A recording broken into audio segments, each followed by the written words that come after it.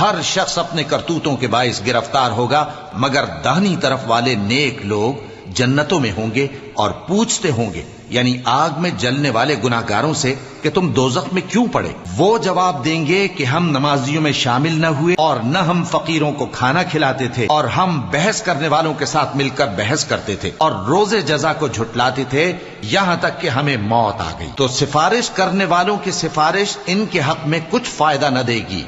ان کو کیا ہوا ہے کہ نصیحت سے روگرداں ہو رہے ہیں، گویا گدھے ہیں کہ بدک جاتے ہیں جو شیر سے ڈر کر بھاگ جاتے ہیں۔ اصل یہ ہے کہ ان میں سے ہر شخص یہ چاہتا ہے کہ اس کے پاس کھلی ہوئی کتاب آئے، ایسا ہرگز نہیں ہوگا۔